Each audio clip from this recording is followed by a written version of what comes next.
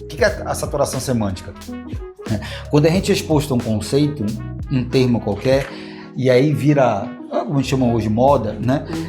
Aquele termo começa a ser repetido tantas vezes que a gente fica saturado do termo, saturado do conceito. Abuso. Exatamente, né? Isso chama de saturação. A gente pode falar o nome de uma palavra? Bora falar uma palavra. Falou abuso, né? O termo bonito, né?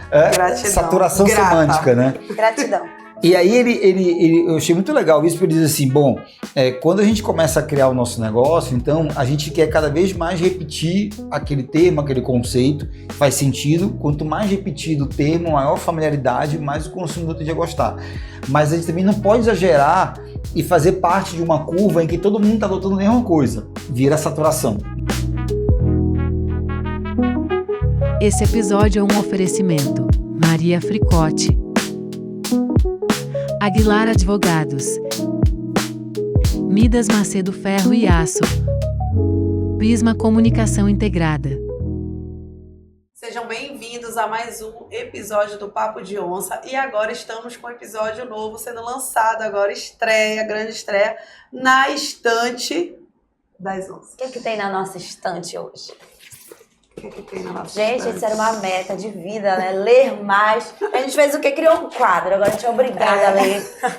Querendo ou não, vamos ler livros, né, E amiga? vamos obrigar as pessoas a ler o que é mais importante. Todo Os mundo que eu convidados. sento e falo, tal livro aí, a pessoa já compra lá online, já começa a ler, querido, porque você pode ser convidado a qualquer momento. Pois é, se você está aí na nossa mira, já começa a ler alguma coisa. É verdade. E hoje a gente precisava de reforço, a gente ficou pensando quem vamos chamar, né? E toda vez que a gente reunia Marcelo. Por quê? Que ele é o Marcelo dono e proprietário Magalhães. da curadoria mais incrível de livros de Belém do Pará. Empreendedores de Belém do Pará. Lembrando que este é um podcast para empreendedores, para desenvolver o empreendedorismo, principalmente paraense, porque a gente tem foco na nossa cidade, foco na diversidade que a gente tem. Realmente a gente não tem como empreender como todo mundo do Brasil, temos peculiaridades e a gente traz ela para cá, traz os insights de fora, coloca aqui dentro e debate sobre isso. Mas antes da gente apresentar o nosso convidado, Vamos nos apresentar, né? Eu sou a Toia, sou empresária, tenho uma loja de sapatos lá no Shopping Bosch, em Grão-Pará, no piso superior. E toda terça-feira eu tô aqui no Papo de Onça, porque sou apaixonada por sapatos e boas conversas, né, amiga? Eu já tô até decorando essa fala agora. Pois tu ainda não decoraste, pelo amor de Deus. E eu sou Jaine Aguilar, sócia do Aguilar Advogados, escritório que está no mercado paraense há mais de 16 anos com atendimento empresarial. Inclusive, gostaria de ressaltar que este livro aqui, que está sendo a nossa estreia, foi me presenteado pelo meu estagiário na nossa confraternização de final de ano, né? A nossa equipe aí, mais de 20 colaboradores que nós Manda um temos na beijo nossa pra equipe. ele, né? Obrigada, Tassi. Você inspirou o primeiro quadro na estante Olha das aí, onças do essa Papo honra. de Onça. Parabéns! Esse estagiário merece uma promoção, ele escolheu um livro bacana. Ele merece, ele acabou de passar na UAB. Olha, tá vendo? E ele já é um novo Agora ele é advogado. Ele é um novo advogado do Olha Aguilar aí. Advogados. Acho que foi tudo graças a esse livro, né? Soube agradar ali. Pode ser. Gente, e aí a gente também quer mostrar pra vocês nossos looks, né? Maria Fricotti Incríveis. com a gente em mais uma temporada, vestindo aquela mulher que precisa estar bonita, arrumada, do início ao fim do dia e pronta pra qualquer programa que aconteça aí durante o seu dia, buscar as crianças na escola, vai almoçar com as amigas, uma reunião de negócios e no final do dia um happy hour, de repente, Tomar um né? vinho. Então Sempre lá na bom. Maria Fricotti tem looks para todas as ocasiões e um look que vai te acompanhar por muitos, né? O bom de uma roupa é que ela seja versátil, né? É Que você verdade. possa usar de várias formas diferentes. Principalmente para a gente que tem filho, tem que poder abaixar, levantar, correr, sair para Confortável, qualquer... né, Exatamente, também. para qualquer ocasião. Além disso, no caminho da Maria Fricotti, não sei se você já passou lá pela Doca, Antônio Barreto, né? Você já viu as onças em telões gigantescos de LED. Se você já viu, bate uma foto. Manda pra gente, marca o Papo de Onça. Cuidado pra não bater o carro, né? E essa dica Eu a gosto gente dessa dá... autoestima aquariana, gente. Eu fico... Sério, eu tô 3 anos lidando com isso, ainda não me acostumo. Ainda não pegou? Ainda- Poxa, ia ser bom pra tua vida. Eu vou tentar me valorizar mais. Assim. Te valoriza.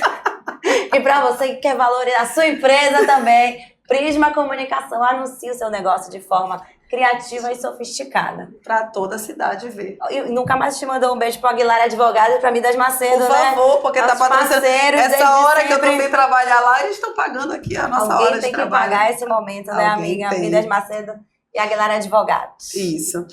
Gente, e hoje estamos aqui com Marcelo Magalhães, que tem a empresa Interpreta, que é uma empresa de pesquisa e consultoria de marketing, é idealizador do Aldeia e do Boaventura Lab, que já impactou mais de 1.000 empreendedores no estado do Pará. Quem nunca viu um empreendedor dessa cidade se marcando uma vez no mês para debater um livro, para ter um aprendizado lá dentro, nunca ouviu falar, meu filho, você não está nem empreendendo. Seja bem-vindo, Marcelo. Bem-vindo, Marcelo. Isso é bom de autoestima mesmo, né? E depois fala de mim, né? É muito bom isso. Eu quero fazer mais disso para ficar mais feliz. Hoje, Minas, é um prazer estar aqui com vocês. De fato, eu sei que isso é um lugar clichê falar dessas coisas que a gente está alegre, né? Por participar, mas de fato eu fiquei muito feliz com o convite da Toia e da Jaiane participar disso. E quando elas me fizeram o convite, eu compartilhei com elas que o ano passado o dicionário Oxford, né, que até hoje é o dicionário aí mais prestigiado, ele tem o costume de todo ano dizer qual a palavra do ano, né? E a palavra do ano passado foi brain rot, numa tradução literal, alguma coisa como cérebro podre, né? Então, pela primeira vez na nossa história, a gente está, através de vários estudos científicos, comprovando que a gente vem diminuindo a nossa capacidade cognitiva por conta do uso excessivo de telas, né? Então, essa coisa de incentivar as pessoas a voltarem a ler, né, é a missão da Aldeia, e também fico muito feliz de compartilhar com vocês aqui nesse quadro, né, que a gente possa inspirar mais pessoas a voltarem a ler e contribuir para essa coisa tão bonita que é aprender a partir de livros muito bem escritos. Estou muito, muito feliz de estar com vocês. Ah, que bom. E a gente espera também contribuir com muita gente que às vezes não tem tempo para parar, tá na correria do dia a dia. Então a gente vai trazer o que a gente viu, teve de insights, de dicas dos livros que a gente vai ler aqui para compartilhar, para você fazer um grande resumo e, putz, eu quero ler esse livro, eu me interessei. Esse me atende, isso, né? Esse eu preciso. Isso realmente serve para minha vida. E eu vou falar para vocês. Quando eu comecei a ler esse livro, eu falei, cara, eu comecei a anotar coisas que era para tratar na nossa conversa no podcast com os empresários que vinham aqui. Só que era tanta coisa bacana que eu falei, e se a gente fizer um quadro disso? Toia, olha isso aqui. Eu comecei a filmar pra ela e disse, cara, tem muita coisa. Tipo assim, não Legal. é aquele livro que tu marca uma coisa ou outra, é um livro que tem muito conteúdo. E a gente até já debateu sobre isso, que é um livro que faz um grande resumo de vários tópicos, né? Eu até perguntei, Marcelo, tu levaria pro Aldeia esse livro? E aí, Marcelo, levaria pro Aldeia? Pode levar a verdade, fala a verdade. Eu já levei, a gente já teve um livro similar a esse, que foi As Cartas de Bezos, foi a segunda edição do Aldeia, né? Hoje, como a gente tem a intenção de a cada edição explorar uma competência específica, esse livro, nesse momento, ele não entraria só por uma questão de que a gente ainda tem competências a serem exploradas.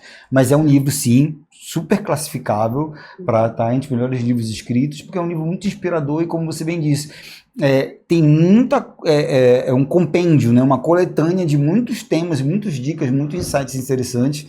Então, seguramente é um livro que eu indico para qualquer empreendedor ler. Ele Faz é um sentido. livro generalista, né? Ele fala um pouquinho de cada coisa, por isso a gente não vai esgotar o livro. A gente vai falar como o livro é feito, como ele foi estruturado e os nossos insights do livro. Ele não tem um assunto específico, realmente é o diário dele.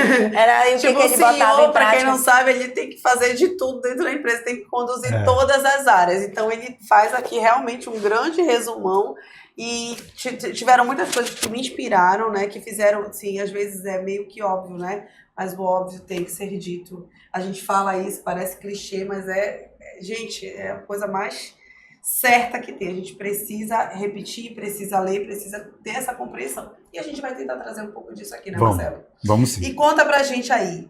Tu leu o livro, gostou? Temos 33 leis para os negócios da vida. Ele divide o livro Gente, nisso, não, né? peraí, uma observação. Eu e a Jai estamos desde o ano passado, né? A gente convidou o Marcelo desde dezembro. 3 dias antes do... Dá pra ler, Marcelo? Dá pra ler. Que? Isso aqui? Leu, já sabe mais que a gente do livro, né? Terminou, faltou umas 3 páginas aqui pra mim que eu não terminei. Mas vai dar tudo certo. Mas ele tem o hábito da leitura, né, gente? É algo que a gente quer resgatar, inclusive. É algo que muitas pessoas reclamam, que não conseguem mais ter esse hábito. A gente se desconectou de um modo geral. E não é que eu não gosto, eu gosto, mas eu não tenho mais o hábito. Eu acho muito agradável ler. E aí, se tá lá na minha frente, eu vou pegar. Mas se guardarem, nunca que eu vou me lembrar que hoje eu tinha que ler. Olha, daqui a um ano a gente vai estar discutindo um monte de livro bacana. Botaram na gaveta, já era, não leio nunca mais. Nem lembro que eu tava lendo aquilo. Agora, minha filha, tu vai porque ser ainda obrigada, não é né? um hábito na minha vida. Eu vou vida. colocar um alerta na nossa agenda. Leitura. Leitura, porque senão a gente vai passar vergonha E antes da gente começar a falar o que a gente teve de insight, primeiro eu acho que é legal a gente falar como é que o livro é dividido, né? Deixa o Marcelo falar. Vai explicar como o livro é dividido? Pode ser. Então vai, explica. Eu acho que sempre quando eu apresento uma obra, eu gosto de entender quem é o autor, né? Então acho que é importante a gente entender quem é o Steve Bartlett, né? Ele é dono de ele dirige um podcast muito famoso, né? Muito famoso. Eu não gente. conheço o podcast deles, então de repente vocês podem até explorar um pouco mais isso, né? Mas ele é um publicitário de muito sucesso, né? Muito jovem, ele já teve uma agência aí avaliada como uma das agências de maior valor do Reino Unido, né? Então ele tem muito conteúdo e a partir dessa experiência que ele foi conduzindo ou agariando, né, conquistando como publicitário de grandes marcas, né, ele foi construindo essa excelência de gestão e em algum momento ele também se tornou consultor de empresas, conselheiro e CEO de uma outra organização. Então ele, apesar de ser muito jovem, ele tem muita experiência empresarial e uma experiência de conversar com grandes líderes, né? Sim. Então, acho que é isso que o qualifica a escrever esse livro, de certa forma generalista, né? Com várias dicas. E aí, logo no início, ele diz assim, eu estou organizando esse livro em 4 pilares de excelência, né? Então, ele chama o eu, que é a primeira parte, o segundo é a história, o terceiro é a filosofia e o quarto é a equipe, né? Então ele organiza de modo didático, né, o que a gente precisa aprender para empreender nesses 4 pilares, né? Resumidamente, assim, o que é o eu? É mentalidade, né? Então tudo que a gente pode fazer para desenvolver a nossa mentalidade para empreender. A segunda parte, a história, são todas as dicas de comunicação. É muito bacana, como ele é publicitário, para mim essa é a melhor parte do livro. São Isso sites, é filosofia, né? Exatamente, muito valorosos, assim, é de ler e sair colocando em prática, né? A terceira parte é a filosofia, que é quando ele traz valores, né, que ele conquistou ao longo da vida. Essa é uma parte, Jaiane e Toya, que assim, é dele, né? Então, talvez em algum momento você discorde de alguns valores dele, e tudo bem, né? Mas é inevitável concordar que muitos valores que eles trazem são valores de fato que todos nós, empreendedores, devemos cultivar. Então, é muito legal também. E, por fim, uma coisa que é meio óbvio, mas que todos nós, empreendedores, precisamos ter em mente, né? Empreender com sucesso tem a ver com formar uma equipe de alta performance, né? Então, ele termina o livro com dicas de como a gente formar essa equipe de alta performance. Portanto, esse é um livro organizado nessas 4 partes e a ideia é que a gente possa explorar aqui essas partes juntos aqui. E a equipe que ele fala é um dos grandes problemas e dificuldades dos empreendedores, né? Formar uma equipe. Isso daqui a gente viu ao longo do Papo de Onça, toda vez que a gente fazia pergunta qual a maior dificuldade do seu. Aí a gente até parou de perguntar, porque era as mesmas respostas. Era exatamente. Questão de pessoas. E porque é muito difícil. Então esse livro até ajuda também muitos, né, da audiência aqui que acompanha vocês. 4ª parte do livro é sobre isso. Exatamente. E, gente, eu vou falar pra vocês, como eu falei no começo, é um livro que tu não consegue selecionar uma coisa, muita coisa valiosa para contribuir, né? E aí já acho que a gente pode começar sobre essa parte, né, das histórias, que elas são mais poderosas do que os números, né? Foi uma das coisas que o Marcelo pontuou aí na fala dele. Do começo, e eu lembro que agora o Marcelo falando me veio isso na lembrança. Quando eu e a Toya fizemos o Empretec, a gente tinha que montar uma empresa lá, né? O que a gente vai montar? A gente precisa montar uma empresa de um negócio que nenhum do grupo trabalhava. Então a gente tinha loja de roupa, a gente queria vender camisa, não pôde, enfim, um monte. Então cada uma não podia no seu segmento, tinha que ser um segmento diferente. E aí a gente foi montar um negócio de biscoito. Venda de biscoito. E aí, para gerar valor àquele biscoito, a Toya... Teve todo um storytelling criado. Não é telling, é selling. Não, mas Story foi, série. Os dois esse foi servem. story Os série, dois mas servem, foi os dois toda uma servem. história criada, né? Criada pra gente vender o biscoito, que o biscoito era da criação da avó da Tonha. O biscoito, o E nome do aí a biscoito gente era colocou- Biscoito Si, Si, né? que era o nome da avó dela. Iraci. Quando decidiu assim, a gente colocou biscoito Si e fez toda essa valoração do biscoito, que era que nada uma mais era um biscoito da, receita. da Bebel. Só que a gente tinha que faturar em 5 dias. Não era 4, a eram 4. história que a minha avó que fazia. Quando perguntava, Não eu sei dizia assim, a minha avó inclusive tá ajudando na beira do fogão. Sendo que a minha avó é falecida, né? E nunca cozinhou. Mas foi uma história Mas a bem gente comprada, que a gente Foi ganhou. comprada e a gente faturou quase 13 mil reais em 4 dias de venda, 5 dias de venda. Que legal. De biscoito, Biscoito. né? A gente teve o faturamento por sócio depois do lucro, o lucro, na verdade, né? Inclusive, o nosso capital Foi inicial do Papo de Onça Onça foi foi esse do dinheiro. lucro desse... Que legal! Sério? Olha aí olha o nosso story selling. do Nossa Papo de story Onça. série aí, tá vendo? A gente tem essa vendo? narrativa. Ou seja, a gente começou mal, né? Mentira.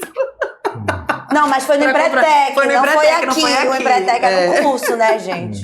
Então, mas só para falar que isso dá uma valoração diferenciada para o negócio e tu deve ter N cases lá no Boa Ventura, né, da galera Aham. que traz essas histórias que trazem valor e vamos falar um pouco sobre isso, né?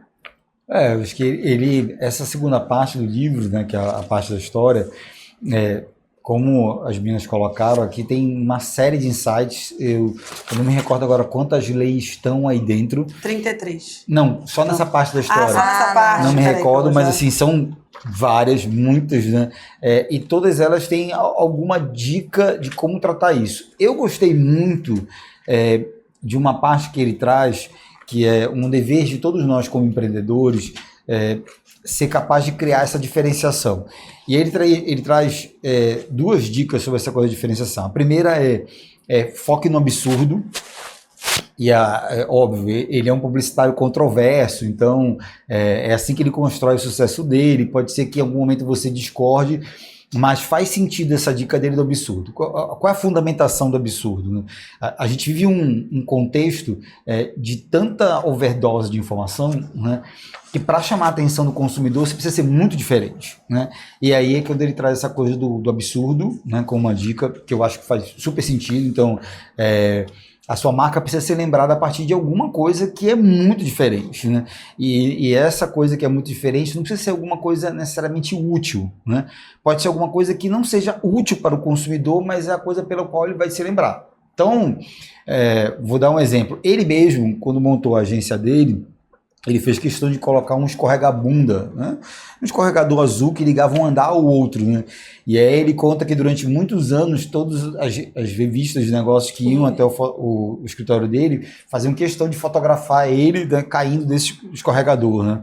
Ele ganhou divulgação por conta do Por conta escorregador. do escorregador. E a agência, obviamente, aquele escorregador não representava nenhum valor útil para os seus clientes, mas foi uma forma de identificação e que também comunicava o valor da agência. Ó, a gente pensa diferente, a gente é contestador, a gente é jovem, Dava um né? recado, Mente aresada. Era. Exatamente. Dava um né? recado para a sociedade. Então, essa coisa do absurdo, acho que é uma dica muito legal. Ele mostra, claro, várias histórias de como a gente pode implementar isso, mas já é uma coisa que ficou para mim.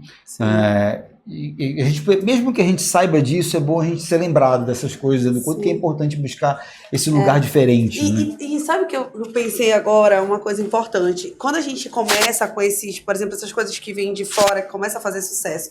Vamos falar, sushi. Todo mundo fez sushi, era a mesma coisa.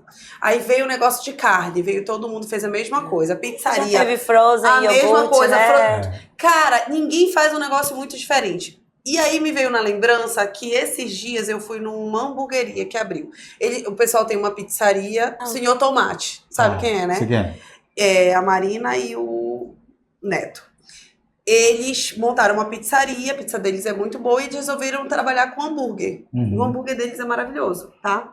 Mas isso não é o ponto X. Uhum. Quando tu chega, eles montaram ali na Van de Kock e eles colocaram cadeiras de praia, mesas baixas, entendeu? Colocaram som ambiente, é tipo no estacionamento, e tu fica pegando um ventinho, assim, sabe?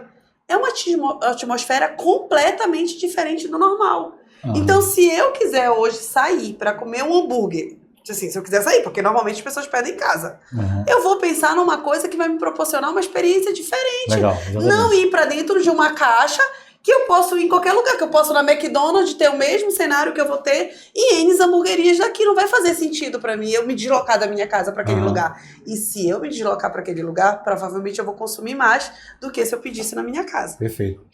Ele traz, inclusive, um conceito, eu nunca tinha ouvido falar desse conceito, eu gostei muito, né? Essa coisa de trazer livros para a aldeia me faz ser, de certa forma, uma esponja de conceitos que eu acho que ajuda a gente a entender as coisas. E nessa coisa da repetição, de ficar no lugar comum, ele dá um nome para isso, né? Não é dele isso, é um viés cognitivo nosso que ele explora, ele chama de saturação semântica. O que é a saturação semântica? Quando a gente é exposto a um conceito, um termo qualquer, e aí vira, como a gente chama hoje, moda, né? Aquele termo começa a ser repetido tantas vezes que a gente fica saturado do termo, saturado do conceito. Abuso. Exatamente, né? Isso chama de saturação. A gente pode falar o nome de uma palavra? Bora falar uma palavra? Falou abuso, né? O termo bonito, né? Gratidão. Saturação Grata. semântica, né? Gratidão. E aí eu achei muito legal isso, porque ele diz assim, bom, quando a gente começa a criar o nosso negócio, então a gente quer cada vez mais repetir aquele termo, aquele conceito, faz sentido, quanto mais repetido o termo, maior familiaridade, mais o consumidor tende a gostar. Mas a gente também não pode exagerar e fazer parte de uma curva em que todo mundo está adotando a mesma coisa, vira saturação, né? Então, é uma missão nossa como empreendedor equilibrar essa coisa de eu não posso... também ser total desconhecido, né? E também não posso usar gratidão. Né? Usar um termo que todo mundo está usando para ficar na posição saturada. Mas é tipo tu jogar no aquário um monte de peixe igual. Exatamente, que é da saturação. Né? Mas é bem interessante quando a gente lê um livro como esse, ser capaz de eventualmente refletir sobre o nosso negócio. Será que eu não estou saturado de alguma forma? Será que eu não estou repetindo a mesma forma? Todo mundo está fazendo. Por conta disso, hoje em dia com as trends, é o que mais acontece, né? Às vezes a gente rola no Instagram, são várias pessoas fazendo o mesmo vídeo, com a mesma música, com a mesma... E assim, é infinito, né? Conta a história do Luizinho. Qual é a história do Luizinho? Do que ele achava que a Bruna tinha ido pro Big Brother. Coitado. Aí meu marido chegou em casa e falou assim, Tonha, tu viste que a Bruna vai pro Big Brother? Isso não tem como dar certo, como é que vai dar mulher casada, você vai pro Big Brother? Olha, isso tá muito errado. Eu falei, por que tu acha que ela vai pro Big Brother? Eu não ouvi falar nada disso. Porque ela postou lá, não sei o que, Big Brother. Eu falei, isso é uma trend, todo mundo apostou. Ah, tadinho. Ele não sabia, porque ele não ficou... Tem pessoas que ele segue que não vão fazer essa trend. E é engraçado isso, quando tinha o filme da Barbie, eu falava... Todo dia aparece 1 milhão de coisas da Barbie. Ele é engraçado, não aparece nada pra mim da Barbie. Nenhuma coisa da Barbie. Porque ele não tinha curtido, interagido, sei lá. O algoritmo não reconheceu ele naquele contexto. Mas ele não tinha alcançado a trend. Tu sabe que eu lembrei também, eu falei isso semana passada, né, no evento que eu fiz no escritório, exatamente isso, não tava nem me tocando. A gente é um escritório de advocacia que nunca se viu como o padrão dos escritórios de advocacia. Legal. Sabe aquele negócio, aquele cenário fechado, todo mundo doutor, doutora, não sei o quê? A gente sempre teve uma pegada diferente. E aquilo incomodava, às vezes a gente dizia, não, a gente precisa criar uma barreira. Esse negócio de estar todo mundo muito nosso amigo não é legal, entendeu? Vamos fazer igual todo mundo. Olha, aquele escritório faz assim, assim, assado. Bora fazer assim, bora se vestir assado. E a gente tentava e não ia, porque a gente não conseguia se enquadrar naquilo. Não é a essência de você. E aí a gente começou a captar clientes, ter clientes no nosso escritório, que eles eram de ramos completamente diferentes e que cada uma tinha a sua peculiaridade, que a gente atendia ele como igual. Se o cara era um cara assim muito instruído ali, que frequentou Harvard, quanto o cara que nunca passou numa escola, entendeu? E os caras falavam sempre a mesma coisa do nosso atendimento, era aqui. Vocês falam a minha língua, tipo assim, vocês não se comportam como superiores a nós, ou achar, porque é doutor, doutora, não, você se comporta como se você quisesse que a minha empresa crescesse, como se fosse mesmo parte dela. Maravilha. E a gente falou, cara, peraí. É isso, né? É isso. Então o nosso diferencial é esse. Pra que eu vou querer ir na mesma manada que todo mundo? Não, a minha pegada é diferente. Então eu sou uma empresa, eu preciso fazer gestão de pessoas, então eu vou ter projeto para pessoas, eu vou ter projeto de crescimento, eu vou ter projeto com qualquer outra empresa. Entendeu? Que foi isso que a gente bateu num evento. A gente fez um evento que a gente estava falando exatamente, mostrando isso, né, para as pessoas, que a gente tem realmente uma forma de trabalhar diferente das outras. E aí, se o marketing não vem para fazer essa divulgação, nunca ninguém vai saber. Precisa Só de os um nossos absurdo. Precisa vir um De um absurdo. absurdo para lembrar, né, qual é o nosso valor, qual é o nosso posicionamento. Exatamente. Muito legal. Gente, é muita coisa para falar, né? Ave Maria. Se a gente for colocar exemplos aqui, né? Eu achei legal dessa parte da história, que ele diz que as histórias, que nada inspira mais do que uma história autêntica, né? Sim. E aí tem muita relação com o nosso podcast, que começou escutando histórias, né? Histórias de sucesso, histórias que marcam, histórias de grandes empreendedores, que às vezes a pessoa não sabe a história daquela pessoa, né? E aí saber a história, como aconteceu, onde chegou, também faz com que você goste mais daquela empresa, te conecta, te valoriza, né? De alguma forma.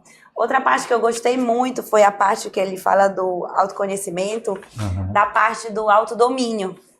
Que ele fala que o seu mundo é você, né? E você não tem ingerência em relação ao mundo, mas tem em relação às suas ações, suas reações, seu pensamento.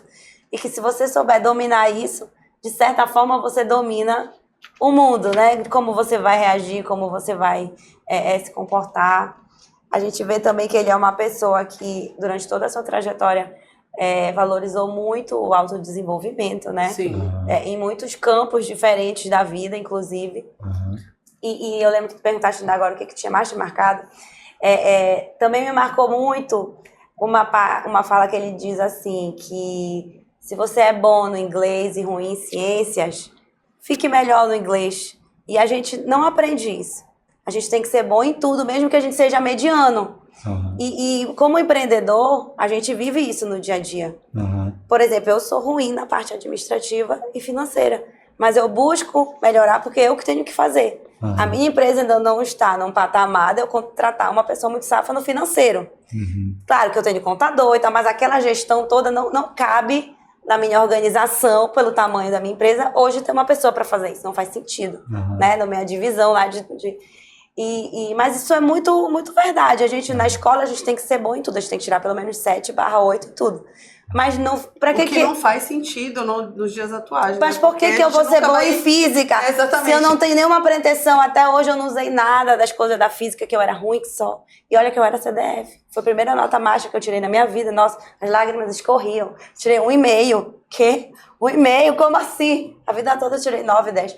E pra quê? Não me serviu pra nada. Aí eu fiz aula particular, recuperação, pra aprender uma coisa, pra tirar uma nota de uma prova que não me agregou em nada. Enquanto eu poderia estar me dedicando em matérias que eu tinha mais chances de ter sucesso, né? E ele fala muito isso. Então, se você é 9 no inglês e você tá vendo que você é boa, vire um 10, vire um 11, vire um 100, né? Não fique atrás do 3 pra tu virar 4, porque tu não vai chegar no 10 ali naquele lugar. Tu vai chegar no meio. Essa parte do livro, que é a primeira parte, né, diz o eu, né, eu gostei muito porque, não sei se vocês recordam, a primeira lei e a segunda lei, de alguma forma, elas estão conectadas, né? A primeira lei trata dos 5 baldes que a gente tem que encher. Muito legal, né? Esse também. E, basicamente, 5 baldes, para quem está acompanhando aqui a gente agora, é o seguinte, é o quanto que a gente se mantém aprendendo o tempo inteiro, né? Pegando o que a Toya está falando, se manter aprendendo o tempo inteiro não é para ser mediano, não é para ser bom em tudo, mas é nisso que você escolhe ser bom, quanto que você continua, né, aprendendo, né? Então ele conclui essa primeira lei dizendo que aquilo que é óbvio que a gente já sabe, né, podem tirar tudo de você, menos o conhecimento que você adquire. Então ele começa esses 5 primeiros baldes, né, os 2 primeiros baldes que você precisa encher é conhecimento e habilidade. Então, né, o que você sabe, o que você aprende e o que você coloca em prática, né, para aferir resultados. E o que é interessante, posso compartilhar isso com vocês, que é o que a gente já fazendo um link com o livro que a gente estudou nessa edição da Aldeia, sobre essa coisa da mentalidade, que a segunda lei que ele fala você precisa se manter ensinando alguma coisa, né? Então, tudo que se você quer aprender alguma coisa, ensine esse algo para alguém. O que é interessante disso, né? Já é comprovado que existem 3 marcos de aprendizagem, né? O primeiro marco de aprendizagem é quando a gente entende um conceito, né? Então, quem está conversando aqui agora com a gente, provavelmente está entendendo vários novos conceitos que a gente está citando agora. O segundo marco de aprendizagem é quando a gente coloca esse conceito em prática, né? Pratica e ofere algum resultado na vida. Então você se torna um praticante daquele conceito, e aí você ganha mais conhecimento, porque aquela história a gente aprende quando pratica. Mas o terceiro marco de aprendizagem, que é o que faz com que a gente atinja um maior nível de aprendizagem, é quando a gente ensina uma pessoa. Então, eu entendi um conceito, coloquei em prática e ensino esse conceito para uma terceira pessoa. Quando eu tenho que ensinar esse conceito, eu tenho que organizar o meu cérebro para a minha mente, né, para ensinar esse conceito para outra pessoa. E aí, definitivamente, eu aprendo. Né? O que é bacana? Que essa é exatamente a segunda lei que ele traz. Né? Então, a segunda lei para dominar o eu, né, ser essa pessoa que se mantém aprendendo o tempo inteiro, é aprendeu alguma coisa, ensina isso. E acho que de modo geral está fazendo um link exatamente o que vocês estão fazendo aqui agora, né? Leram um livro, né? Sim, se empolgaram tanto com isso que sentiram essa vontade de compartilhar o que vocês aprenderam com as pessoas. É bem isso, né? E isso vai fazendo a gente assimilar mais e pôr em prática, ainda, né? Exatamente. Legal, bora falar só dos outros baldes, porque é bacana essa parte, né? O primeiro é o que você sabe, o seu conhecimento. O segundo, o que você consegue fazer, suas habilidades. Quem você conhece, sua rede de contatos, o que você possui, seus recursos, e o que pensam de você, sua reputação.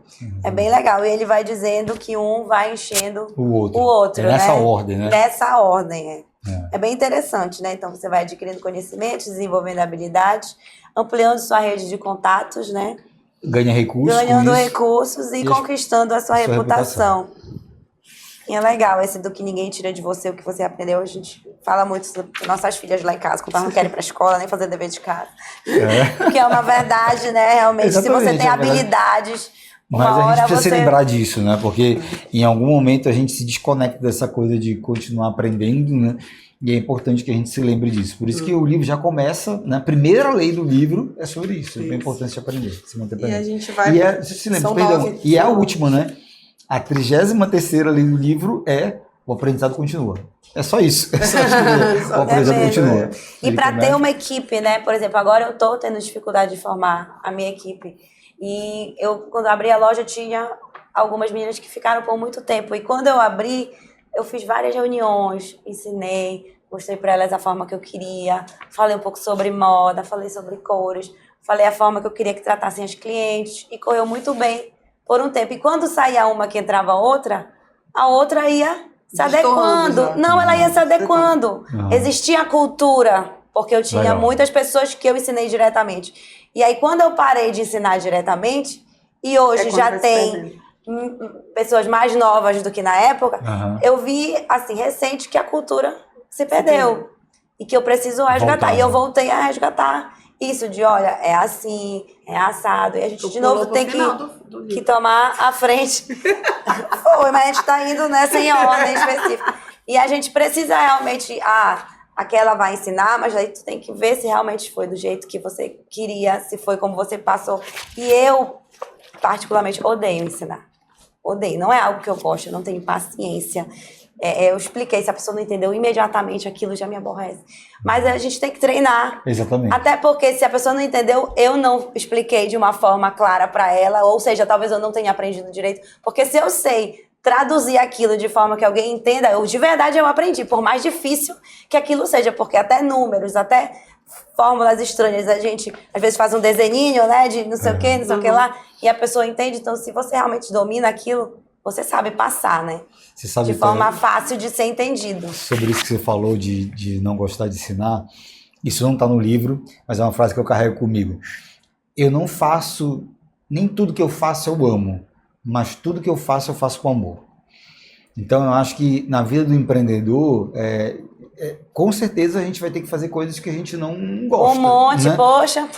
Não Nem é a me coisa que fala. a gente ama, né? Mas tem que fazer com amor, né? Tem que colocar dedicação, né? Porque é o nosso negócio, né? E ele precisa disso para prosperar. Então essa é uma das tarefas que todos Pra nós, mim. como líderes de Amiga, faz negócio, um vídeo. desenvolver pessoas. Mas tu sabe que eu tava pensando nisso? Claro, tu faz um vídeo e aí tu faz um dia de imersão de boas-vindas pro novo É. colaborador pra poder saber toda a tua prática, Mas é isso, entendeu? porque a gente acaba repetindo várias vezes. Não é a mesma E- coisa no e- começo, entendeu? Sempre vai se perdendo. Olha, a minha empresa, antes eu contratei um primeiro advogado. Nossa, ele fazia tudo igual a gente, anotava a agenda. Eu sentava do lado dele, cadê tua agenda? Ah, tu não tá... Bora, escreve assim. Bora arrumar tua mesa, não sei o quê. O segundo, o terceiro, o quarto. Do quinto em diante, foi se perdendo. Ninguém pega mais agora o nosso jeito, entendeu? Pega os valores da empresa, pega um geral. Mas não conseguem mais ser o profissional que a gente é, porque a gente conseguia passar efetivamente para a pessoa conseguia pegar todo o nosso jeito de trabalho. Agora, com 22, não tem, aí sai um, entra outro, aí tu faz tudo aquilo de novo, aí muda no mês seguinte. E eu realmente eu tava pensando no vídeo, há um tempo que eu já tava Sim. pensando, porque as nossas reuniões mensais acaba que a gente acaba falando de novo as mesmas coisas, porque tem gente nova, porque de novo fizeram errado a mesma coisa. E aí parece que eu não avanço. Na minha primeira equipe, cada reunião era completamente diferente. Hoje a gente vai estudar um pouco sobre vendas, meninas. Hoje a gente vai estudar um pouquinho sobre, sei lá, inspirações internacionais, grifes que a gente tem que fazer. Ou então a gente vai estudar os 7 passos da venda do Friedman. Eu evoluí com elas até um momento que já estava ficando mais técnico. Legal. E aí a minha equipe foi trocando, eu não consigo mais ter essa evolução, né? A rotatividade no Sim, varejo é não, complicada. não. E aí eu voltei pra casa outro dia pensando, pô, eu falo a mesma coisa 1000 vezes. Nem todos precisam escutar, mas a reunião é pra todo mundo vai sentar escutar. Então eu tava justamente pensando, vou fazer um vídeo disso, mas eu vou botar a menina na minha frente sentada, toma. Porque se eu mandar o vídeo, não vão assistir, né? Não vão. Ai, mas vamos passar agora pro pilar 2, depois a gente A volta história, pro né? 4. Na verdade, a gente começou com a história, né? E aí depois a gente Já voltou falou um pro pouco. eu. E ele fala muito aqui da parte, né, do podcast, que teve vários insights, inclusive, pra gente. Quem tá assistindo que tem podcast, lê, tá? Não Você não queria vai dar dar essa dica, mas vou compartilhar lá. E uma coisa que eu anotei pra fazer, eu vou fazer neste momento Eu anotei a mesma coisa. Se você ficou encegueirado pelo papo de onça neste momento, se inscreva no canal. Eu anotei a mesma dica, eu não tô achando qual é a página. É a 109. 109. Então, por favor, você que está assistindo a gente até esse presente momento, se inscreve no canal. Não é deixa assim que seu você like, aprendeu, seu é comentário. assim. Caso você tenha gostado de algum dos nossos vídeos, poderia me fazer um favor e clicar para se inscrever? Meu amor, isso aí é o que as pessoas normais fazem, entendeu? Não, é isso Se aqui, você ó. quer ser um diferencial, você cria, eu criei. Se você está Não, tá encegueirado aqui, pelo ó. papo de onça, Não, amiga. você se inscreve no aqui, canal. ó, é um apelo à reciprocidade, um fenômeno psicológico, segundo... Então, tu tens Eu que criei o mostrar nosso. que eles gostaram, e eles vão, né... Então, em forma ele ficou de- encegueirado de- pelo papo de onça. Sim, E mas ele vai aí gravar eu- na cabeça dele, quando ele lembrar de encegueirado, ele vai lembrar do papo de onça. É isso, entendeu? Eu criei essa frase aqui exatamente para impactar a pessoa. O absurdo. Fica lembrando o Se absurdo. inscreve no canal. Enceguere-se pelo papo de onça. Meu Deus. Muito bom, muito bom. Sim, e o que tu achou de mais interessante aqui nessa parte? Conta pra gente, Marcelo. Eu acho que tem uma coisa que foi muito bacana também na parte da história, que é quando ele trata de inovação, né? Sim. É bem legal, acho que todos nós, como empreendedores, de um modo geral, temos essa coisa, essa necessidade de termos que inovar os nossos produtos o tempo inteiro, né? Ele traz isso também, né, como um mandamento, uma das leis, né? A experiência, né, também. Mas tem uma coisa que eu queria adicionar aí, no capítulo que ele trata de inovação, eu senti falta de um modelo que ajudasse as pessoas a entender como lidar com essa coisa de inovação. E aí tem um modelo que eu acho que é muito interessante compartilhar com... Não é do livro, mas faz sentido, a gente está aqui discutindo conhecimento, né? Adicionar essa coisa de inovação, que é um modelo elaborado pela McKinsey, que é uma consultoria global, né, que dividiu a inovação em 3 horizontes, que ela chama de H1, H2 e H3. O que é isso, né? H1 é o que eu faço hoje, né? Então, a Toya está lá com a loja dela de calçados, você com sua história de advocacia, e eu tenho certeza que vocês conseguem imaginar algumas coisas que vocês podem fazer hoje para ter uma inovação incremental com o que vocês fazem hoje. Isso é H1, é o que eu estou vendo agora, né? H2, eu começo a visualizar que tem alguma coisa que vai fazer o meu negócio mudar nos próximos 3 anos, 5 anos. Já entendi para onde vai, mas ainda não comecei a mexer nisso. Então, mas eu entendo que daqui a uns 3, 4 anos o negócio vai para aquele lugar. Isso é H2. E tem um H3 que diz assim, daqui a 10 anos, 15 anos, em 2030, um escritório de advocacia vai ser muito diferente, uma loja de calçados vai ser muito diferente do que é hoje. Eu acho que vai ser assim assado. O que esse modelo da McKinsey diz sobre essa coisa do H1, H2, H3? Estabelece como a gente deve gastar nosso tempo, que é isso que eu acho que é interessante. Diz assim, a gente deve gastar 70% do nosso tempo em H1, que é o que é o negócio hoje, 20% do nosso tempo em H2, que é o que vai ser daqui a 3 anos, e 10% do nosso tempo em H3. O que eu acho que é legal disso é o seguinte, isso mantém a gente focando no que vai ser o nosso negócio amanhã. Acho que uma das coisas que faz com que muitos negócios percam vantagem competitiva é essa coisa da gente se manter fazendo o mesmo, da saturação, né? Então, acho que trazer para quem está acompanhando a gente aqui nesse podcast, né, nessa estante da onça, né, essa coisa de que você precisa fazer alguma coisa pelo seu negócio de amanhã, né? Você precisa fazer alguma coisa pelo seu negócio de 2026, de 2027, faz com que a gente comece a pensar e colocar em prática hoje o que vai dar fruto amanhã. Então, eu senti falta disso nesse capítulo de inovação e quis trazer isso para cá, para quem está ouvindo. A gente não ficar para trás também, né? Muitas empresas não consideraram o futuro e exatamente, porque ele traz a necessidade da inovação, mas meio que não deixa claro como fazer isso. Eu acho que esse frame teórico, esse framework da McKinsey ajuda a gente a pensar sobre isso. E sobre isso que eu falei, inclusive de escritório de advocacia, uma das conversas que eu tive com vários empresários nesse momento, eles falaram que eles veem vários escritórios, que eram os grandes escritórios de Belém, como um barco afundando. Olha aí. Entendeu? Porque não conseguem se ver como empresa e evoluir, ficam presos naquela advocacia de antigamente, entendeu? Então, isso é uma coisa assim, realmente... o teu cliente, ele não entende daquilo, por isso ele te contratou. Então, se você souber explicar de forma clara, né? Exatamente. Eu também, quando tinha os meus clientes que eram internos lá da Petrobras, eles gostavam de conversar comigo, eu falava de forma clara e eu não colocava problema para eles. O contrato, poxa, foi assinado, era para ter assinado ontem. Tá, a gente vai dar um jeito, tipo assim, meu Deus, não pode, assim, sabe? Então a gente foca em soluções. Tu cria barreiras quando tu faz isso, né? E as advogadas que passavam por lá antes de mim, elas tinham tanto a própria vestimenta, o modo de falar. E como a gente era concursada, a gente não precisava agradar o nosso cliente, porque ele gostando ou não da gente, a gente já tá lá, era o que tinha, né? Mas eu atendia eles de forma que eu realmente tentava solucionar o problema deles. Eu acho que eles gostavam de mim.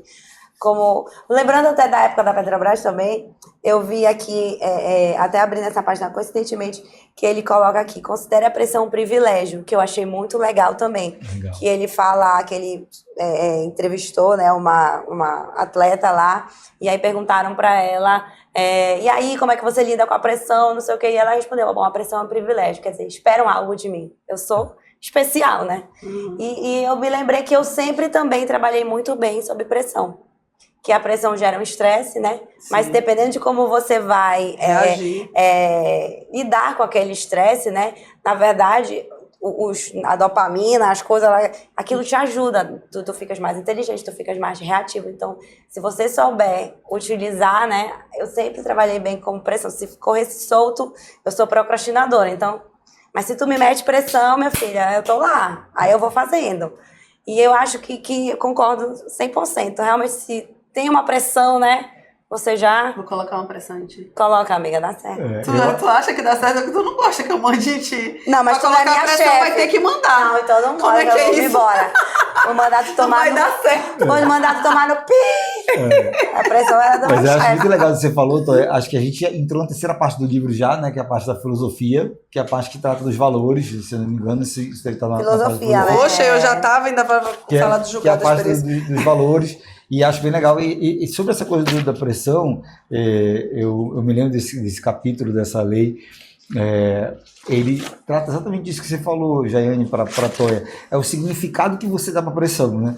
Então, saiba que se você está empreendendo e você empreende por escolha, então a pressão que vem é bem-vinda. É você que escolheu passar por ela. Então, esse significado é positivo, né? Te coloca em movimento. Não, tem meses que a gente passa por pressão que a gente Ou não seja- escolheu, não, Marcelo.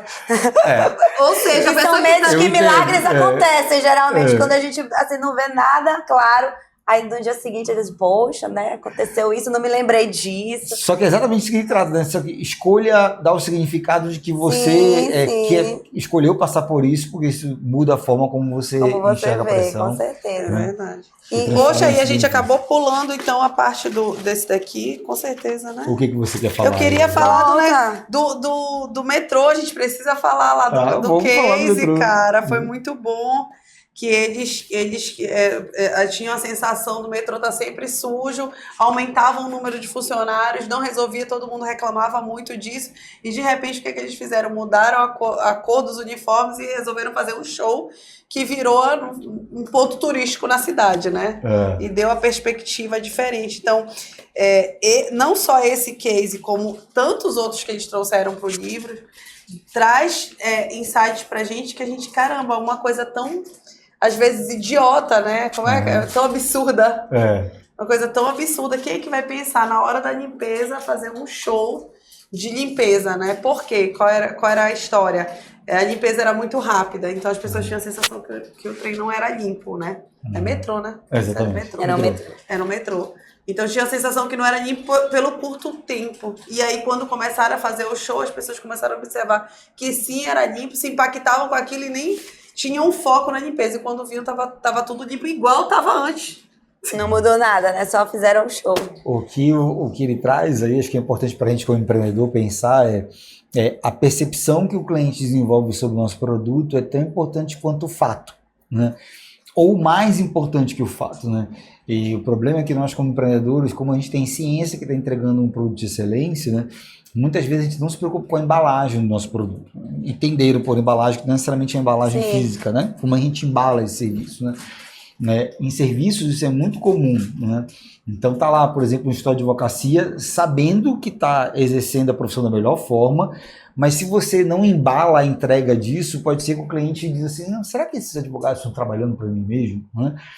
Então a embalagem, a percepção, a narrativa que o consumidor desenvolve sobre o nosso produto é também nossa obrigação como empreendedor. Sim. E é essa mensagem que ele quer passar com essa história, né? A gente precisa também cuidar disso, né? Dessa percepção que o cliente desenvolve sobre o nosso produto. E ele também fala Lembra, você trouxe aquela qual é a percepção que fica? Acho que é legal compartilhar, né? Que é a última ou do meio?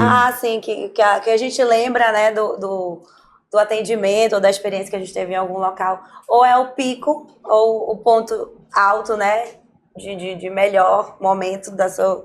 Ou o pior, ou se não teve, assim, algo, né, o fim. Então, o último, você vai julgar a sua experiência pelos últimos momentos. Exatamente. Ou por alguma coisa muito diferente que aconteceu, para bom, né, sendo melhor ou pior, enfim. É legal isso também. E ele também fala, em algum momento que eu não lembro onde na parte da percepção, que às vezes você tem o mesmo talento, as mesmas habilidades, mas você muda o seu cenário, você muda onde você está atuando, né? Por exemplo, eu entendo de marketing, eu estou aqui no meio das agências de marketing, mas se eu me inserir em outro contexto, aquelas minhas habilidades, né, viram coisas muito valiosas, que ali é uma coisa comum. Então, você saber também o seu papel. E aí falam muito isso da água, né? A água no supermercado custa R$2,50. A água no aeroporto, a mesma marca. Já vai durar, vai ser R$9,50. No restaurante caro, vai ser R$11. Então, o local onde está inserido a mesma coisa, a mesma habilidade ou o mesmo produto vai também pode diferente. ter um valor valoração, diferente. No caso, valoração. Hoje a gente entende, inclusive, Toia, que essa é a variável de segmentação mais importante na hora de entender o comportamento do consumidor, o contexto em que ele está inserido. Dependendo do contexto em que a gente está inserido, a gente, como ele bem traz, a gente atribui valor diferente aos produtos e toma decisões de compra diferentes. Para explicar um pouco sobre isso, sempre dou um exemplo seguinte. Imagina que eu começo a semana dizendo assim, no final de semana eu quero comer um bacalhau. Se eu tomo essa decisão no início da semana, eu posso tomar várias decisões para comer esse bacalhau no final de semana. Eu posso, inclusive, assistir um vídeo no YouTube de como cozinhar um bacalhau, ir no supermercado comprar um bacalhau. Mas se eu acordo no domingo de manhã querendo comer um bacalhau, aí já fica mais restrito a eu ir para um restaurante ou eventualmente pedir um iFood. E se eu tomo a decisão de comer o bacalhau, sei lá, meio-dia e eu quero comer em casa, esse contexto me coloca numa decisão, que é pedir o bacalhau pelo delivery. De quem tiver, né? Exatamente. Sem escolher. Então, imagina, o mesmo produto, dependendo do contexto que o consumidor se encontra, leva a uma tomada de decisões diferentes. Então, hoje até a gente entende que a variável de segmentação mais poderosa para nós segmentarmos nossos clientes é o contexto em que ele está inserido. E ele traz brilhantemente isso nesse capítulo que ele fala de contexto. Né? É muito legal. Exatamente. É muito bom. E aí?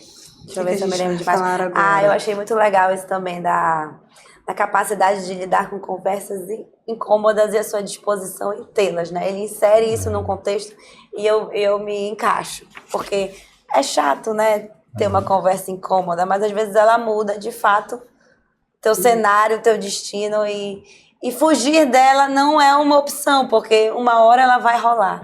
Né? A gente fica protelando, né? Postergando. Mas a gente sabe que a gente vai ter que ter a conversa incômoda. Sim. E isso funciona para muitos. Para funcionário, para familiares. A coisa da pergunta difícil, né? Eu acho que é essa lei que ele traz a pergunta. Da manifestação negativa. Por que vai dar errado? Que também é muito legal, né? Eu queria só falar a frase para concluir o que a gente estava falando. Valor não é algo... Ele sempre traz uma frase de impacto, tá, gente, no livro, que é legal. Valor não é algo exato, é uma percepção que alcançamos quando atendemos às expectativas. Perfeito. É isso que... E aí logo depois vem a lei, que é a número 15, que a moldura é mais importante do que o quadro, que né? Continua essa coisa. Continua o que a gente está falando aqui, discutindo, né? Aí, gente, tem muita coisa bacana. Se vocês verem, meu livro está todo riscado nessa parte. Eu acho que é bacana queria comentar com vocês, que né, a gente está nessa coisa da terceira parte, da filosofia dos valores, vale a pena... eu gostaria de comentar isso que a Toya trouxe agora sobre conversas difíceis. Ele traz uma lei que eu gostei muito e também nunca tinha parado de pensar nisso. Ele diz o seguinte: recado para todo empreendedor. Logo no início do negócio, reúne toda a tua equipe, e se for só você, é você com você mesmo, né? Anota no papel. E faz a seguinte pergunta: por que o meu negócio vai dar errado? A gente sempre faz o contrário, né? Por que vai dar certo? Exatamente. Então, qual o problema da gente fazer só a pergunta por que vai dar certo, né? Eu começo a criar o que a gente chama de viés de confirmação. Eu começo a enxergar só coisas que confirmam que vai fazer o meu negócio dar certo.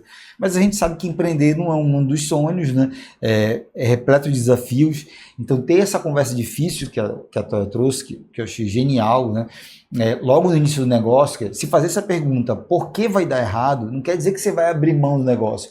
Só quer dizer que ao antever os motivos pelos quais o teu negócio pode dar errado, você se prepara, né? Então pode dar errado se eu não tiver capital de giro suficiente. Então, eu preciso guardar algum dinheiro para ter capital de giro. Pode dar errado se as pessoas não estiverem treinadas, capacitadas. Então, preciso colocar uma energia em treinar, capacitar meus colaboradores. Pode dar errado se eu não entregar a pizza no prazo. A pizza tem que chegar em 20 minutos. Então vou colocar energia nisso, né? Eu acho muito bacana porque é conversa difícil, né? A gente não gosta de ter. A gente não quer ouvir porque a nossa ideia é ruim, né? Exatamente. Mas prepara muito, né? Então preparar a mente... mapear riscos, né? Exatamente. Logo no início do negócio... E eu até vejo muitas empresas fazendo, eu mesma já fiz, acho que é aquela análise SWOT, né? Também pode ser. Que é um pouquinho. Tem ameaças, tem pontos fracos, tem ameaças, pontos fracos. Não bem assim, mas eu acho que tem. Uma coisa assim. Só que assim, depois que já está em andamento. Isso. Não antes, né? Realmente antes ninguém ponderou, eu pelo menos não ponderei isso não. Mas a gente faz isso, os pontos fortes, as ameaças, né? O que a gente é bom. Inclusive para abrir mão do negócio, né? É nesse capítulo que ele diz que ele abre mão, que ele ia ter uma rede de podcasts, não sei se vocês se lembram, né? Podcast com outras pessoas e abrir mão, né? Ele disse, não, uma ideia ruim, porque vai desfocar o meu time, vou ficar focando só no meu podcast. E a questão do foco também, ele fala do plano A, né? Não tenha um plano B. Isso daí é uma parte muito bacana. Também tem a coisa do foco. E inclusive eu sigo aquela Betina, que eu sou super fã dela, acho ela linda, maravilhosa, e ela tem que é o plano B. Inclusive que ela manda focar no plano B, que é o plano de ir para o digital, né? Sim. Porque ela vende o curso sobre isso para ensinar a pessoa a fazer um produto digital. E aí ela diz exatamente o contrário. A não ser que você esteja feliz no seu plano A, né? Se você tá feliz no plano A, se é isso que você quer para sua vida. Mas existe esse mundo, né? Inclusive hoje eu estava na academia conversando com que é o mundo do digital, conversando com uma moça que estava malhando, escutando a conversa dela, na verdade me meti. O filho dela é de 11 anos, tem um canal no YouTube que é Capivara Enlouquecida, Capivara alguma coisa, que ele faz uns videozinhos de umas capivara fazendo um monte de coisa. Algo absurdo? Sem nexo. Ele tem 11 anos, ele já tá monetizando. Ele ganhou a plaquinha dos 100 mil inscritos. Muito legal. Convidação. Aí eu falei, não, e eu perguntei assim pra mãe dele. A gente lê livro, a gente se dedica. Aí eu perguntei assim pra mãe dele. Mas tem um absurdo, é a capivara lá fazendo as coisinhas. Aí eu falei assim, mas ele já monetiza? Já, ele comprou um tênis caríssimo. Eu fiquei... Aí o personal dela... Aí o personal dela falou assim, tu já monetiza no Papo de Osso? Eu falei... Monetizando. Alguns centavos. Não recebe. Alguns centavos. Então, pô, inscreve na casa desse canal, pô. Segue-se pelo Papo de Não, Osso, amiga, eu fiquei inscreve no canal. pensando... Aí eu olhei o vídeo dela, eu pensei assim... Nem pra eu fazer capivara, eu não sei fazer isso. Eu já pensei, eu vou mudar de ramo. Isso aqui não dá dinheiro, Lê? Não dá dinheiro, joga Mas fora, olha, joga fora. então pronto. Então, Aí, mas eu não sei fazer a capivara. O que ele tá falando? Não, mas você vai fazer a onça, que é melhor que a capivara, né? Olha só o que Olha aí. acontece. A gente não foca. É isso que acontece. Não. Né? Põe Mas, energia, amiga, tu põe energia o menino no plano. faz as capivarinhas dele no horário do... Ele estuda, a mãe dele não deixa ele fazer. Ele tem horário pra fazer a capivara. Ele faz uns vídeos da capivara no avião, a capivara no seu... Eu não pensei, eu vou fazer vídeo de capivara. Quando eu falei, não sei fazer Se isso. tu vai imitar o vídeo do menino, tu vai Não ser sei mais uma fazer manada. isso, não sei fazer. Não, E o mas moleque sabe fazer a programação lá da capivara. Ponto. E ele ainda põe a vozinha dele narrando o vídeo da capivara. Muito legal. Sensacional. Mas ele tá botando energia no negócio dele. E isso a gente sempre fala isso, né? Quando a gente põe energia no negócio, as coisas dão certo, né? Quando a gente realmente foca, e a gente falou isso durante anos aqui no podcast, várias pessoas trouxeram isso. O primeiro que falou isso foi o Rafael. Né? Quando a gente coloca energia no negócio, ele dá certo. A gente teve a experiência do nosso biscoito, que foi uma puta energia que a gente colocou, ficou virando madrugada praticamente vendendo, porque tinha que fechar o balanço no sábado, e deu certo. E assim, eu falo pela experiência do meu negócio. Eu também, quando eu comecei, eu passei 6 anos enfurnada no escritório. Depois de 6 anos, eu tive o resultado que tem amigos que até hoje não teve. Porque eu coloquei energia, coloco a minha energia lá, e eu acho que a gente coloca talvez pouco aqui. Pouco, é verdade, porque não é o nosso negócio principal. Né? Exatamente, porque aqui é o nosso um plano B, não é um plano A, entendeu? É por isso que tu não tá monetizando igual a capivara. Entendeu? Mas uma hora vai. Uma hora vai. É isso. Então, gente, eu quero falar também da filosofia da Toyota, né? Da Kaizen. Muito legal. Que é um pouco disso, né? A gente colocar ser melhor cada dia, 1%, mais 1%, né? Cada dia. Né? Então, se a gente colocar 1%, um pouco de energia aqui, vai ser melhor. E quem sabe, no final do ano, a gente tá milionário aí, deixando aí a capivara no chinelo. As onças foram humilhadas pela capivara. A cadeia alimentar se inverteu. Eu vou chamar esse menino de 11 anos pra me falar aqui no Papo de Onça. Poderia. Olha, aí vem mais uma frase de impacto que eu marquei aqui. Não há força maior para a criatividade, a determinação e o comprometimento do que a pessoa sem um plano B para distraí-la. Né? Então isso daqui está distraindo o nosso plano principal. Talvez. Ou o nosso plano principal está distraindo o nosso plano B. Talvez. Não, esse com certeza, que o plano principal distrai o plano B, né? Mas eu acho que é muito bacana essa reflexão que a gente está fazendo aqui, porque pode parecer até, né, uma brincadeira, mas tem muito de sério nisso, Sim, né? total. O quanto que nós, como empreendedores, mesmo no nosso próprio negócio, eventualmente começamos a desfocar. Eu começo a ir para um outro segmento, ou adicionar alguma coisa, né? E ele traz nessa parte da filosofia, né, esse valor, que obviamente é redundante, é óbvio, chega a ser um clichê, mas eventualmente a gente se esquece. É muito importante ter foco, né? Então não aí ele, claro, como ele é uma pessoa controversa, ele vai buscar termos muito diferentes, né? Ele diz assim, não tenha um plano B, né? Tem apenas um plano A. Eu concordo super com ele, né? De fato, quanto mais foco a gente tem, sabe onde a gente quer chegar e tem apenas uma meta para atingir, maiores são as chances de a gente conseguir isso. Então, acho que, como a gente está aqui comentando o livro que tem valor para quem está acompanhando a gente, né, esse seguramente é valor, é uma parte interessantíssima desse livro, porque ele traz várias histórias. Né? Eu não sei se eu concordo 100%. Eu acho assim que tem muitas pessoas que fazem muitas coisas e conseguem ter sucesso em vários campos diferentes, né? Eu também acho que ele está falando do plano A no sentido de eu abrir isso aqui vai dar certo. Não quer dizer que eu não possa ter nenhum outro negócio, né? Só para ficar claro. Não quer dizer abandonar, né? Mas eu acho interessante em alguns momentos você diversificar também o que você faz na vida, da onde vem o seu dinheiro. E então eu acho que é mais no sentido de... Eu lembro que eu tive essa conversa com várias pessoas antes de abrir, né? Eu vou ponderar até abrir a loja. Depois que eu abrir, não é uma opção ela fechar. Eu vou, né, me dedicar até que ela funcione, que ela dê certo. Claro, às vezes a gente não pode dar burro em ponta de faca. Uma hora a gente tem que ver que aquilo não vai dar certo. Se você tá nessa situação, né, tem que ponderar. Eu não acho que porque você decidiu que aquilo vai dar certo, poxa, tá todo mundo, tá tudo te mostrando que não tá, né? Então, tem que voltar atrás. Mas eu acho que é no sentido de, não, agora que eu decidi abrir, vai funcionar. Vai dar certo. E não que você não possa ter nenhuma outra coisa paralela que vá te agregar. Não, eu também acho que não é isso. Ele até, por exemplo, traz o caso do Richard Branson, né, que tem dezenas de empresas, mas ele traz o caso do Richard Branson para dizer assim, o Richard Branson se especializou em ser bom em uma coisa, que é encontrar pessoas excepcionais.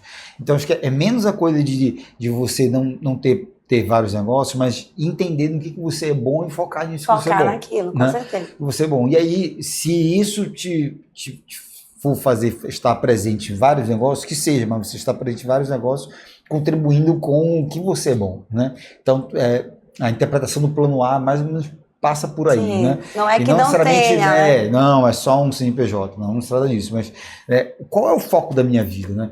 Qual é a minha contribuição? Né? Acho que essas são perguntas que são importantes a gente se fazer como empreendedor, né? Quando a gente tem clareza sobre isso, a gente consegue se desenvolver melhor, né? Isso que a gente escolhe ser bom, né? Com certeza. E é legal até falar disso, porque as pessoas têm o plano A, o plano B, enfim, mas às vezes a pessoa está num plano, quer mudar para outro, né? E ele diz até, não seja inconsequente, veja a sua situação, às vezes envolve família, filhos. E eu passei por uma transição de carreira, né? E eu lembro que na época que eu saí, muitas pessoas saíram, e quem tinha um plano B estava assim, tranquilo, porque era tudo que eles precisavam. Eles já tinham planejado. Tinha um que montou um restaurante, que o sonho dele era cozinhar. A pessoa tinha aquilo desenhado, e ela tinha o que faltava para ela, que era o dinheiro que a gente recebeu. Então, eu não acho ruim o plano B. Né? A não ser que eu esteja incrivelmente feliz aqui no plano A, mas ainda assim eu posso gostar de outra coisa e ter um sonho lá longe da minha vida. Sim. Ter uma loja no shopping era um sonho lá longe da minha vida. Pra mim isso nunca ia acontecer, e nem foi algo que eu botei em prática de imediato quando eu saí da empresa que eu tava. Porque pra mim isso era uma doidice, eu era advogada, eu tinha que ser advogada. Mas aí você vai abrindo a sua mente, né? A pandemia ajudou também, mas fazer as coisas com cuidado. Então eu tô aqui nesse A, mas eu quero ir pro B.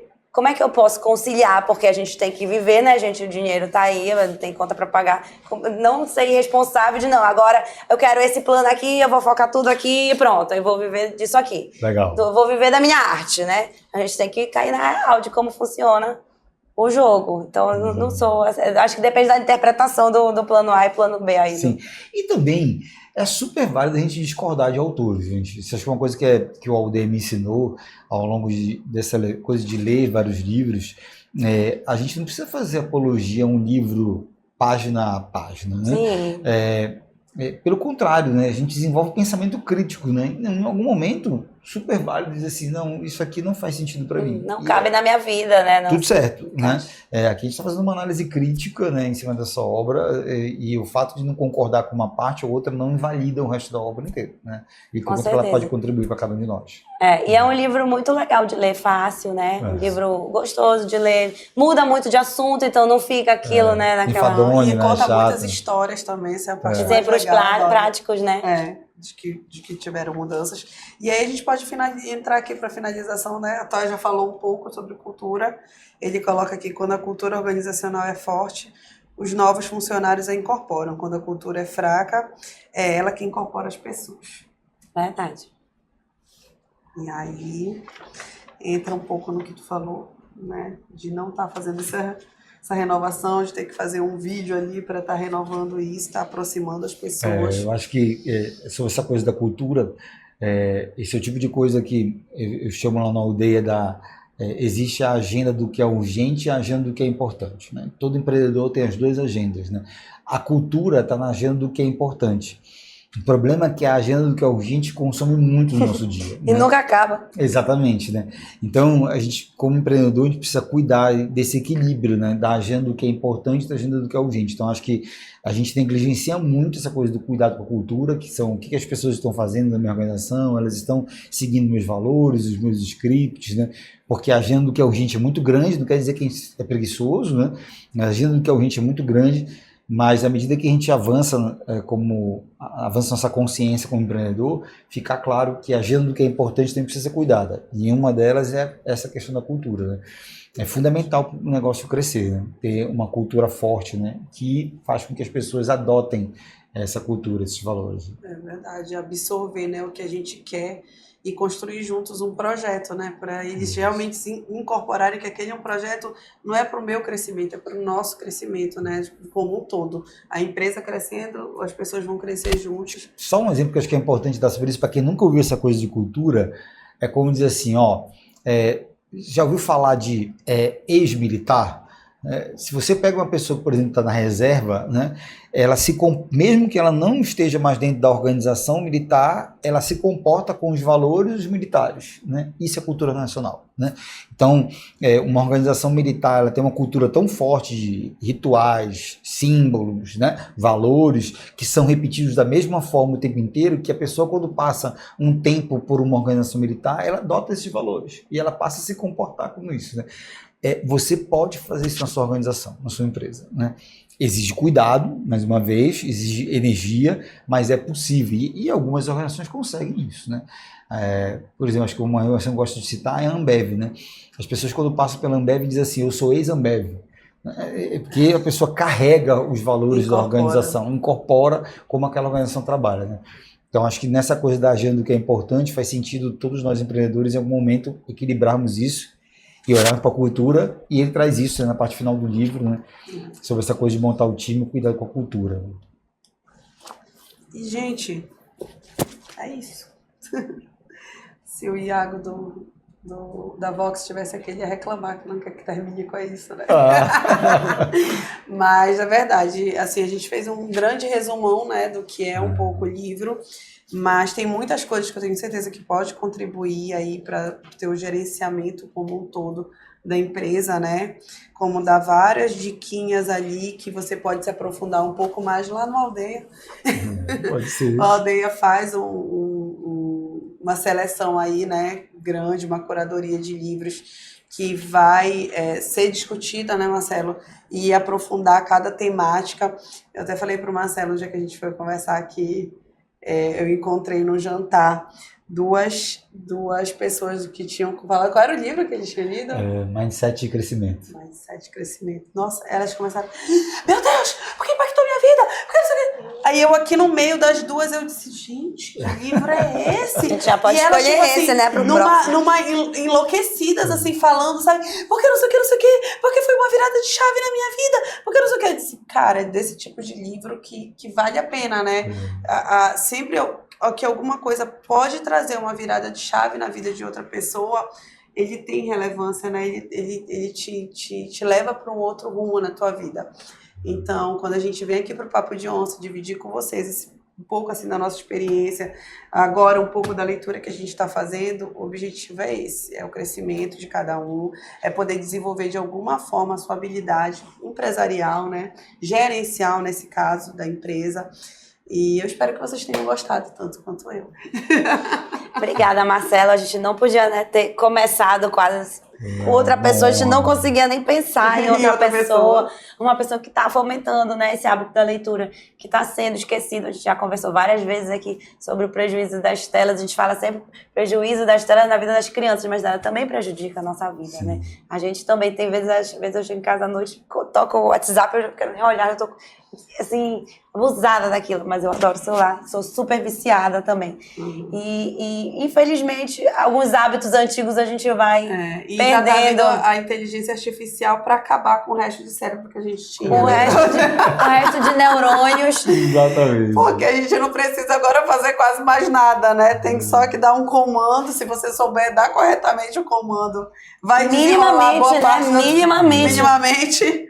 E isso vai, se não deixar ela viajar um pouco, porque ela alucina, né? Então a gente tem que ter esse cuidado, né? Não é tudo 100%.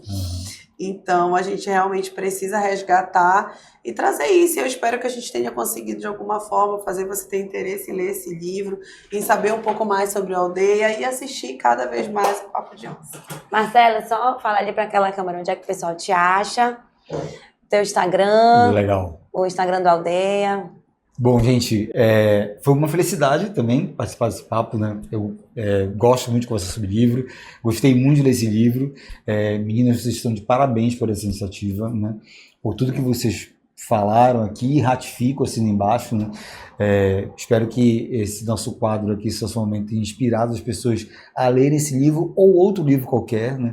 Que possa fazer com que a gente possa avançar a nossa carreira como empreendedor, né? Empreendedora, né? Que vocês fazem brilhantemente, né? Contem sempre comigo, né? E quem quiser saber um pouco mais sobre esse nosso clube do livro, o Aldeia, pode acessar o nosso site, boaventuralive.com.br, ou mesmo nosso Instagram também, @boaventuralive. Obrigado. Obrigada, gente. Esse foi o Na Estante da Onça. E conta aí nos comentários que livro você quer que a gente tire da nossa estante e leia, né? E se você gostou, curte, comenta, compartilha lá no Papo de Onça Pod ou Toia Rodrigues Macedo se você não gostou. Se você é um hater, se tem críticas ainda construtivas, nada mudou. Vai lá no da Joiane Aguilar. Tchau! Esse episódio é um oferecimento Maria Fricote, Aguilar Advogados, Midas Macedo Ferro e Aço, Prisma Comunicação Integrada.